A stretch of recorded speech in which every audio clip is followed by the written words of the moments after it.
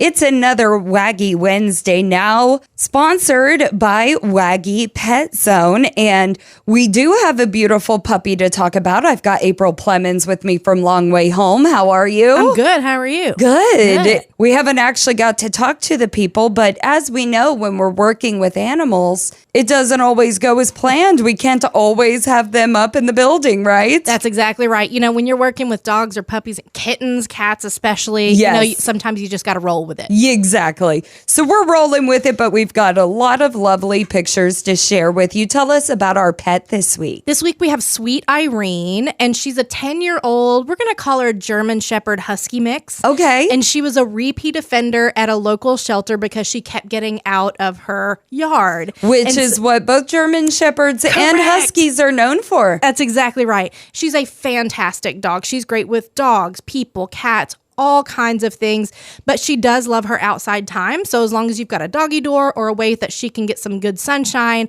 she's a great dog for you. The only kicker is she is 100% deaf. So just as long as you're willing to engage the snout by using senses or smells or hand gestures, she's a great, great dog. You know, I personally don't let my dog outside unsupervised and I have my own personal reasons. One is that if she were to break out, she could actually hurt someone. We do have an aggressive dog, and that's why we have her in our home where there's no children or anybody who, where the aggressive dogs can find homes. Correct. There are just certain people that need to know how to care for them, and that's us. And secondly and I don't know if this is just where I'm from, but dogs would get poisoned very often. Your neighbors can poison your dogs. Anybody can poison your dogs. And to us, that seems like, why would anybody ever do that? But unfortunately, we can't control others.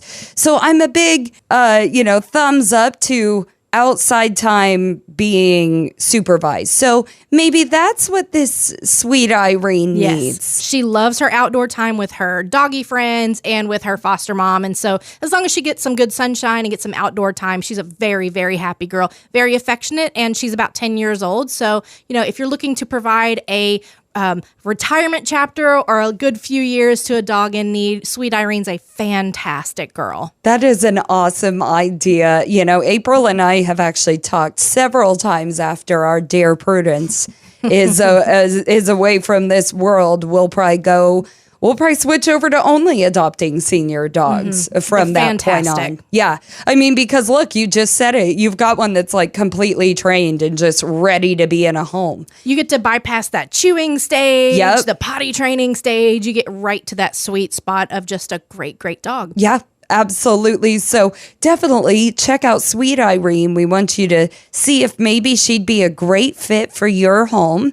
And I know you've got a humongous drive coming up.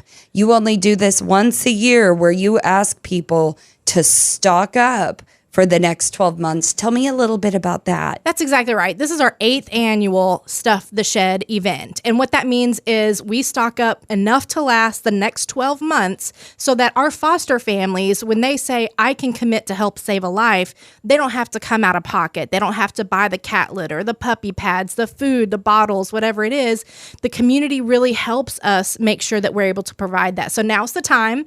Our wish lists are both on Amazon and Chewy. And listen, sometimes these are those unsexy things of animal rescue, like puppy pads and cat litter, stamps and bubble wrap. These are things that help us operate on a day-to-day basis.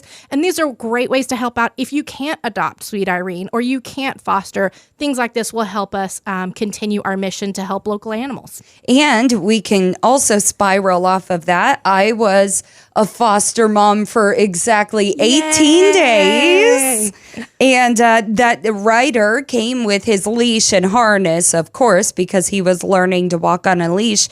He came with a pet carrier. He came with a litter box with litter, with food. As a matter of fact, there was enough food for me to send home with his forever mom so that she could acclimate him to what they were going to be feeding in the home. What else? Toys came with him.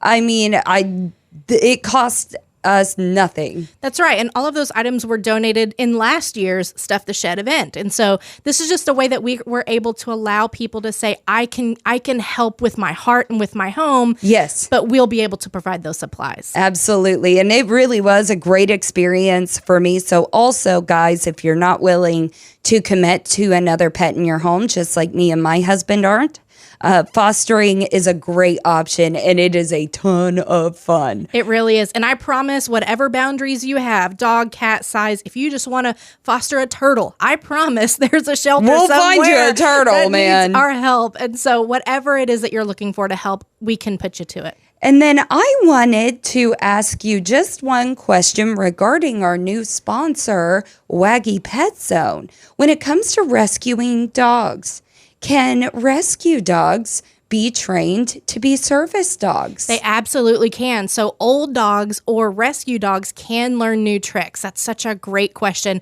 We've had many dogs that go on to be therapy dogs, that go on to do things like go to nursing homes and schools and be a great ambassador for their breed or for just things like being a rescue pet. It's a great way for them to feel useful. I just, there's always been this, it's almost like an urban legend that they have to be this specific. Well, a lot of people see labs, It's got to be this specific breed of lab, and it's got to come from this line. None of that is true.